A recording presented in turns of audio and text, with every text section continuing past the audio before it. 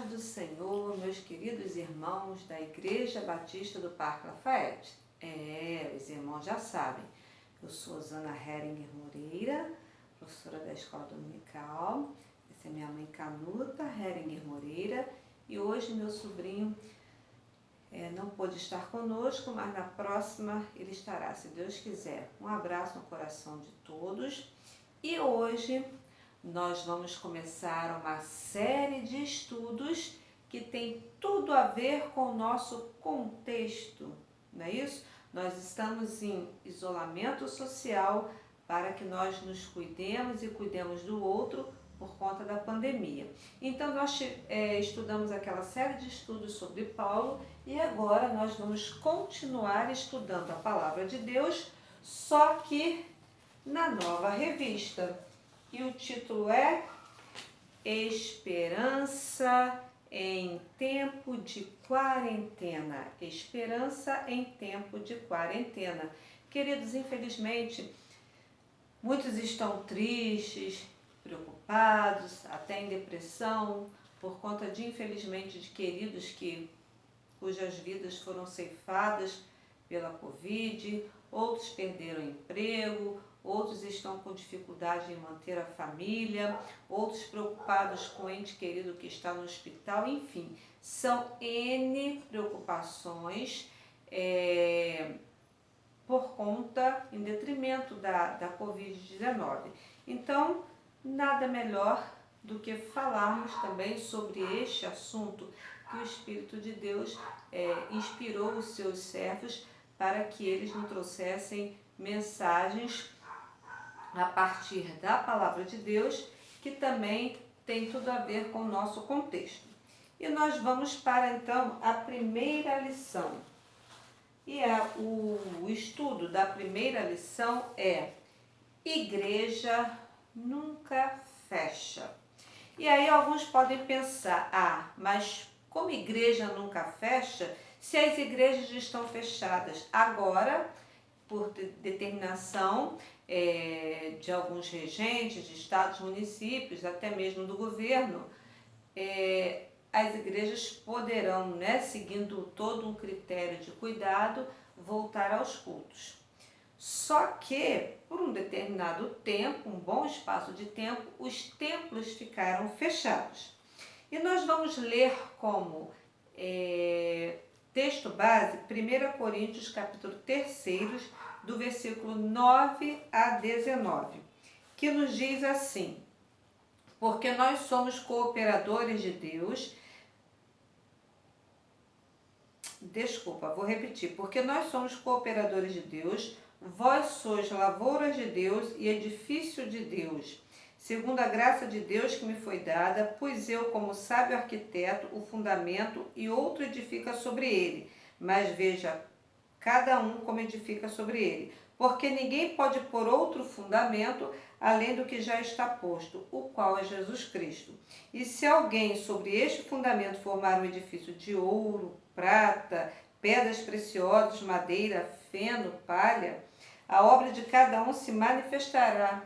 Na verdade, o dia a declarará, porque pelo fogo será descoberta, e o fogo provará qual seja a obra de cada um. Se a obra que alguém edificou nessa parte permanecer, esse receberá galardão. Se a obra de alguém se queimar, sofrerá detrimento, mas o tal será salvo, todavia, como pelo fogo. Não sabeis vós que sois o templo de Deus e que o Espírito de Deus habita em vós? Se alguém destruir o templo de Deus, Deus o destruirá, porque o templo de Deus que sois vós é santo. Ninguém se engane a si mesmo. Se alguém dentre vós se tem por sábio neste mundo, faça-se louco para ser sábio, porque a sabedoria deste mundo é loucura diante de Deus. Pois está escrito, ele apanha os sábios na sua própria estultícia. Queridos, o autor dessa lição, ele disse que certa vez, conversando com seu avô, o qual tinha 97 anos de idade, disse o seguinte: tenho quase 80 anos de vida cristã. É a primeira vez que vejo fechar as igrejas, referindo-se aos templos óbvios. Então hoje nós temos templos fechados, cultos online, cultos de oração online, tudo online por meio das redes sociais. Foi o método, as estratégias que as igrejas conseguiram, graças a Deus, né, ao avanço da tecnologia, para que nós pudéssemos nos manter dinâmicos, ativos, mesmo que não presentes no templo. Bom, o templo fechou, sim, mas a igreja não fechou. Muitos podem dizer, como a igreja não fechou se as portas estão fechadas? Sim, o edifício, a parte física, o templo fechou. Mas Jesus diz que nós somos a igreja de Deus. Nós somos o templo de Deus. Então a igreja ela jamais fecha, jamais fechará. E interessante que igreja, nós já vimos em vários estudos que igreja vem do eclésia, que significa ex, fora, e kaleo, eu convoco, eu chamo. Interessante que os cidadãos lá da época dos atenienses, lá na Grécia, eram chamados para saírem de suas casas, para que se reunissem nas praças, né, que se chamava aqui no caso agorá, para que eles deliberassem, tratassem de assuntos concernentes às cidades, à política. E daí surgiu no cristianismo a ideia de assembleia, de reunião, de igreja, de templo, de reunião no templo, para o que? Aqueles que foram chamados para que se reunissem no templo para tratar dos assuntos concernentes à obra de Deus. No tempo de Moisés era o tabernáculo, não é isso? Davi desejou muito em seu coração construir um templo para Deus. E Salomão, seu filho, que teve esse prazer, esse privilégio. Hoje nós servimos a Deus em templos, só que na verdade com a vinda de Cristo, o templo real de Deus é o nosso espírito, é o nosso coração. O altar de Deus hoje é o nosso coração. Por isso que a igreja nunca fecha. As ondas estão agitadas, né? Os ventos, a tempestades, a pandemia. Não bastasse a pandemia, outros problemas surgem, dependendo, cada família tem seu problema particular. Parece que tudo vai de mal a pior, mas não vai não. Jesus se importa conosco, conduzindo-nos à bonança, que está lá em Marcos, capítulo 4, versículo 41. A questão, irmãos, é só de tempo. A pandemia começou, em alguns países ela está sob controle, ela não vai terminar agora, segundo os cientistas, não é isso? Segundo os estudiosos. E o nosso período também de reclusão, desse isolamento, vai passar. Ainda que nós tenhamos que voltar com alguns critérios de cuidado, mas isso tudo vai passar. É uma questão de tempo. A única coisa que não passa é o amor de Deus. A única coisa que não passa é a eternidade. Essa esperança motivadora não faz de nós pessoas insensíveis, não é isso? Lamentamos as perdas das pessoas que se foram, das famílias que perderam seus entes queridos, amigos, enfim. Um dia nós vamos ficar felizes porque nós vamos poder nos reunir no templo de novo. Poderemos ter contato, ver as pessoas, enfim, contato entre aspas, né? Ver o pastor, ver os irmãos, orar, ouvir a voz do outro ali pessoalmente. Porém, isso não nos torna insensíveis, porque nós temos orado sempre por aqueles que estão com enfermos em casa, nos hospitais, por aqueles que infelizmente perderam um ente querido. Eles estão em nossas orações sempre. A solidariedade fala mais alto, porém não é incompatível e nem se propõe a abafar a euforia dos corações que esperam no Senhor e cujas forças são renovadas. Isaías fala disso, Isaías 40:31, né? Que Deus renova nossas forças, não é isso? Que subiremos como águias. Eu não vou ler, irmãos, todo o versículo propostos para que nós ganhemos tempo. Nunca é demais afirmar que a igreja de Jesus nunca fecha. Porque se Jesus é eterno, se Jesus vive, se ele venceu a morte, se ele prometeu, e nós temos essa promessa, nós sabemos que temos essa promessa do Espírito Santo de Deus, e se nós somos a sua igreja, então a igreja não fecha, ela não pode fechar. Jesus disse lá em Mateus capítulo 16, versículo de 8, as portas do inferno não prevalecerão contra ela, muito menos um vírus, não é isso? Muito menos uma pandemia. Irmão, Jesus falou isso quando Pedro, fez aquela afirmação tão maravilhosa, tão gloriosa. E vós, que pensais vós que eu sou? Tu és o Cristo, Pedro respondeu, o Filho do Deus vivo. Sobre esta pedra, sobre esse Cristo, sobre esse fundamento, eu fundarei a minha igreja. Então o fundamento é Cristo, a rocha é Cristo. E as portas do inferno não podem prevalecer sobre a igreja. Não, ainda que o inferno tente, ainda que Satanás tente, mas nós somos corpo, templo do Espírito Santo. Por isso nós precisamos vigiar e orar, manter a comunhão com Jesus, lendo a sua palavra, a comunhão com os nossos irmãos em Cristo, porque nós somos sempre vitoriosos em Cristo Jesus. Amém. O apóstolo Paulo, na sua primeira carta à Igreja de Deus em Corinto, dedicou-se a tratar as causas da divisão na igreja, enfatizando que o santuário são as pessoas e não os prédios. Eu sou de Paulo, eu sou de Apolos, eu sou do pastor A, pastor B, pastor C. Não, nós somos de Cristo. Queridos, o apóstolo Paulo, em 1 Coríntios capítulo 3, versículo 16 a 17, como nós lemos, ele usou a figura da lavoura, ele usou a figura do edifício. A lavoura é interessante, ela tem uma dinâmica, Nós precisamos preparar o solo com adubo, com as substâncias, compatíveis para a nutrição, a saúde do solo. Nós precisamos colocar ali as sementes, plantar as sementes, deixar germinar, cultivar, tratar, para então colher no tempo certo. E o edifício, quando Paulo fala do edifício, para que nós construamos, para que a nossa igreja tenha sido construída, precisou o quê? Fazer fundamentos, não é isso? E o fundamento fica muito abaixo do solo, dependendo do tamanho, da construção, por metro quadrado, enfim, por essas questões todas. Então precisa-se de um bom fundamento, precisa-se encontrar o quê?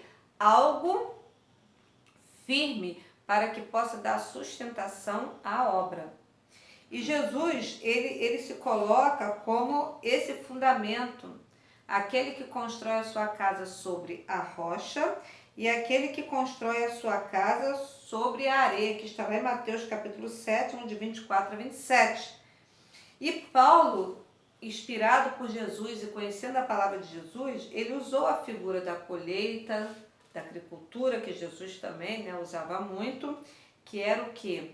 É o conhecimento de mundo daquelas pessoas, não é isso?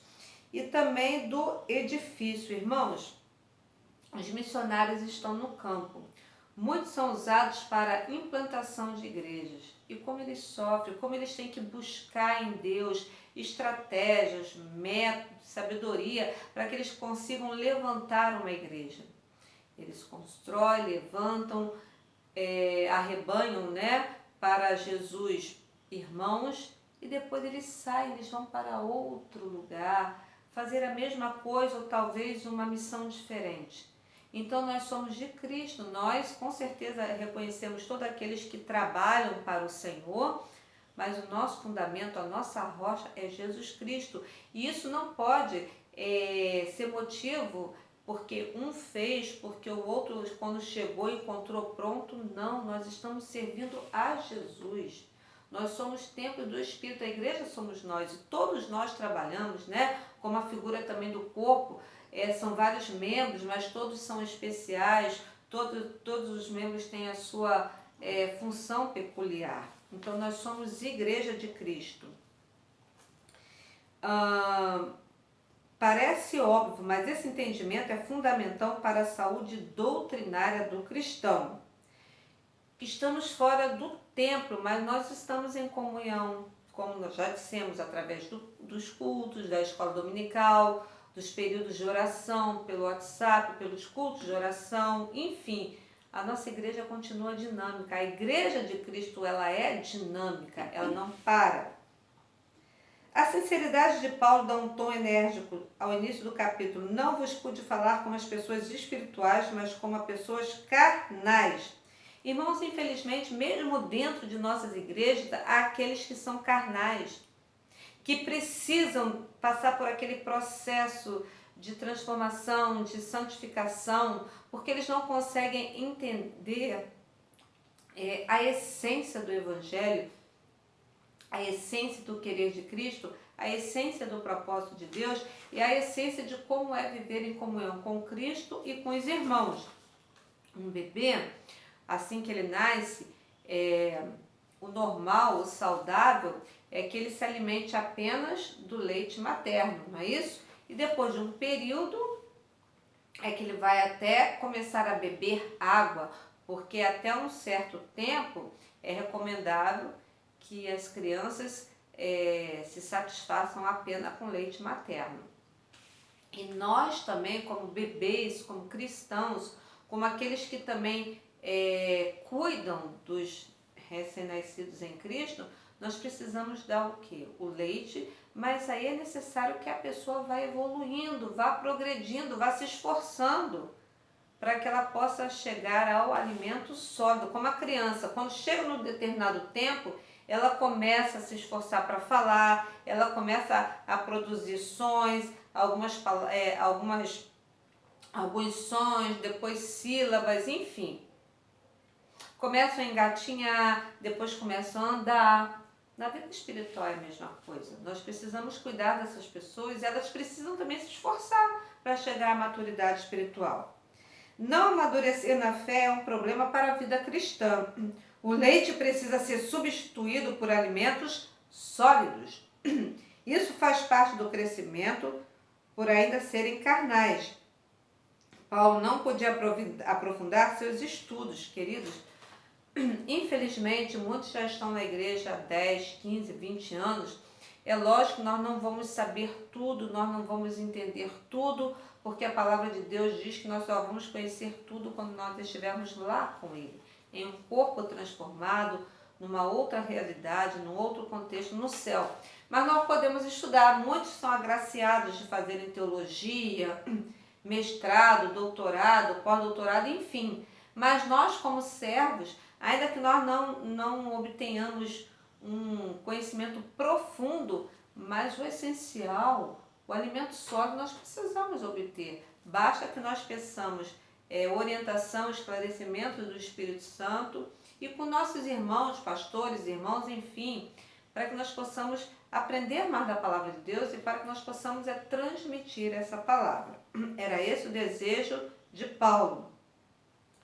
Paulo exortou aos membros daquela igreja a maturidade pela consciência de que somos tão somente cooperadores de Deus. Fazemos tudo para a glória de Deus e não para a nossa própria glória. Amém. O crescimento é uma garantia que só Deus pode dar. Nós preparamos a terra, preparamos o solo, semeamos, regamos, mas o crescimento vem de Deus. Então é o Espírito Santo que trabalha na vida da pessoa. Paulo usa a imagem do edifício, como nós já falamos. Ele fala de si como construtor, como aquele que lança o alicerce. O alicerce é Jesus Cristo. Não existe outro evangelho, não existe outro fundamento. Há várias doutrinas, mas o fundamento é Jesus. Se Amém. Jesus não for o fundamento, esse não é o evangelho. O que Paulo diz? Ainda que um anjo venha e pregue um outro evangelho, seja anátema, não pode. Jesus é o Rei dos Reis, é o Senhor dos Senhores, Ele que veio, morreu, ressuscitou e nos enviou o seu Espírito Santo. Amém. O alerta sublimado foi: cada um veja como constrói. Irmãos, Paulo chama a responsabilidade. Nós temos de ter cuidado. Como tem sido a nossa vida cristã? Como tem sido o viver desse templo do Espírito Santo? Tem sido um bom testemunho? Tem dado maus testemunhos? Como nós temos vivido a nossa vida cristã? Nosso templo está limpo, está preparado para receber a presença de Deus? Nós estamos preparados para apresentar Deus, para ver as pessoas, a glória de Deus se manifestando através das nossas vidas? Como tem estado o nosso altar? A solidez de uma construção está no seu fundamento. Por isso o apóstolo Paulo foi tão enfático que é Cristo que se constrói, é em Cristo que se constrói esse fundamento. E não se tratará apenas de construir, mas de construir dignamente. Tem muitos que estão na igreja trabalhando só para serem bem vistos. Não, nós temos que sim honrar com os nossos compromissos, fazer tudo para a glória de Deus, para nós sermos vistos primeiramente por Jesus Cristo. A forma como se faz a construção é importante, não é isso? E toda a obra vai ser manifesta. Vai ser chegar um dia, irmãos, a obra não salva, quem salva é Jesus pela sua morte e ressurreição, mas ele vai provar todas as coisas. É como se colocar, disse que antigamente quando se fazia uma obra, né, muitos faziam determinada obra de arte e quando tinha um defeito, ele escondia o defeito com cera. Então se colocava no fogo, se derretesse, então aquilo que é feito com cera derrete, aquilo que foi feito com palha vai queimar. E aquilo que for feito com ouro, né, com pedras preciosas. É isso que Jesus espera de nós, porque ele merece. Afinal de contas, Jesus merece o nosso melhor. Qual tem sido o melhor que nós temos dado para Deus? Paulo não está classificando como construções mais, e sim como inadequadas. Irmãos, qual é o evangelho que nós temos pregado? Qual é o fundamento que nós temos apresentado? Tem muitas pessoas até que ficam com certa decepção com Deus, porque estão ouvindo um evangelho que não é o evangelho bíblico, que não é o evangelho de Jesus. Um evangelho de promessas. Promessas, Jesus nos dá várias, mas a promessa maior é para a eternidade. Ele nos ajuda, ele nos livra da Covid, ele nos livra de um tiro, ele nos livra de assalto, nos livra de um acidente, sim.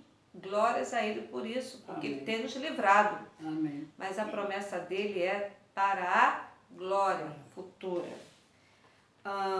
Os construtores que trabalharem mal, mas forem fiéis, serão salvos, todavia como pelo fogo. E essa habitação protetora e sagrada? Bem verdade que por nós mesmos não temos capacidade para uma construção à altura do Evangelho. Realmente, irmão, nós não temos. Nós não somos merecedores. Nós não estamos realmente à altura, mas nós temos esse privilégio, né, que os anjos gostariam de ter, mas Jesus não morreu pelos anjos, ele morreu por nós. Então nós temos esse privilégio, nós temos que fazer jus a esse privilégio. O que eu tenho feito, minha mãe tem feito, o que nós temos feito para fazer jus a esse privilégio e a essa responsabilidade também. Paulo levanta uma questão provocativa. Não sabeis que sois santuário de Deus e que seu Espírito habita em vós? E como se eles ainda não tivessem alcançado o entendimento da honrosa condição de ser igreja de Cristo, ou seja, santuário do Altíssimo, habitação do Espírito de Deus. Então, nosso altar tem que estar sempre preparado, sempre limpo. Se quando nós... Bom, é verdade que todos nós, né, gostamos de viver numa casa arrumada, limpa. Muito mais, né, quando a gente está aguardando uma visita. A gente, às vezes, até muda os móveis de lugar, enfim. Nossa casa tem que estar sempre limpa para que o Espírito de Deus habite em nós. Mesmo porque nós não sabemos a hora que Ele vai nos chamar. Nós não sabemos a hora que Ele vai fechar esse templo carne. Então, nós temos que estar preparados. Igreja é muito mais do que templo. Igreja é gente. Igreja significa pessoas que são regidas nas quais o Espírito de Deus habita. E ai do mundo se não fosse os cristãos, ai do mundo se não tivesse o Espírito de Deus aqui na terra. E nós precisamos adorar a Deus. A proteção da igreja é o Senhor. Ele é o guarda de Israel, como está lá no Salmo 121. Eleva os meus olhos para os montes, de onde me virá o socorro? O meu socorro vem do Senhor que fez o céu e a terra. Ele guardará o teu pé. E Ele nos guarda de todo o mal. Ele guarda a nossa alma. Louvado seja Deus por isso. Amém. A expressão não sabeis é utilizada 10 vezes em 1 Coríntios. Como que chamando a atenção, não sabeis vós que sois templo do Espírito de Deus? Não sabeis vós que vocês vão dar conta do templo do Espírito de Deus? Na segunda carta aos Coríntios, quando o apóstolo Paulo fala sobre santidade, ele volta ao assunto. E que acordo tem o santuário de Deus com os ídolos? Pois somos santuários do Deus vivo. Como ele diz, habitarei neles e entre eles andarei. Eu serei o seu Deus, eles serão o meu povo. Está em 2 Coríntios capítulo 6, versículo 16. Irmãos, que bênção, que privilégio, que honra. Amém. Ser chamado de filhos de Deus dizer que Ele é o nosso Deus e que nós somos o seu povo. Isso é privilégio, irmãos. E todos têm acesso a esse privilégio. Esse privilégio não é só para alguns, é para todos aqueles que aceitarem e que se receberem Jesus como Senhor e Salvador. Amém. Então nós precisamos, irmãos, viver com alegria, com amor, com cuidado, porque Jesus habita em nós e nós não devemos entristecer, como a palavra diz, o Espírito de Deus. O autor aos Hebreus também discorre sobre o tema, porque toda casa é construída por alguém, mas quem edifica todas as coisas é Deus. Moisés, ele criou o tabernáculo, né? O povo de Israel, Deus queria um lugar, não que Deus necessite, né, de um lugar aqui terreno, mas ele queria ter comunhão com o povo, então ele pediu que Moisés construísse, né, com todas as coordenadas dadas por Deus, aquele santuário, aquele tabernáculo, e com significados lindos, tudo já projetando Jesus Cristo. Depois, como dissemos no início, Davi, por conta das guerras, por conta de tantas coisas, ele não pôde construir o templo, seu filho construiu. Então, Deus não habita em templos feitos por mãos de homens. Ele habita no templo que foi resgatado pelo sangue do seu Filho Jesus. Irmãos, Deus, tá? Ele é fiel, Ele cumpre com todas as suas promessas. Nós somos sua casa. Ser casa de Deus não é uma tarefa fácil, mas é uma tarefa possível e é um privilégio. Estar em casa na quarentena, bom, para muitos isso assim não tem afetado, outros sim, mas nós precisamos manter, por enquanto, esse cultuar a Deus à distância online, para que um dia nós possamos voltar. E o fato de estarmos em casa, numa escola de EBD, com aulas gravadas, não significa que nós não vamos cultuar, não significa que não precisamos ler a palavra, que não precisamos dobrar nossos joelhos. A igreja continua avançando, a igreja continua acontecendo, porque o Espírito de Deus está aqui, porque o Espírito de Deus está em nós. E nós precisamos continuar pregando que só Jesus Cristo salva. Bom, muitos estão reclamando porque as igrejas estão fechadas. E quando as igrejas os templos estavam abertos? E quando os cultos estavam acontecendo? Será que davam devido valor, como o autor pergunta aqui? A nossa postura demonstrava que, de fato, valorizávamos o privilégio de comunhão no mesmo espaço físico? Somos santuários de Deus. Como deve ser o relacionamento entre os irmãos em Cristo? Cristo é o alicerce, o fundamento. Sobre ele devemos erguer construções adequadas. Como estão as obras das nossas mãos? Que obras nós temos para oferecer a Jesus, uma vez que nós somos a sua igreja e a igreja nunca fecha?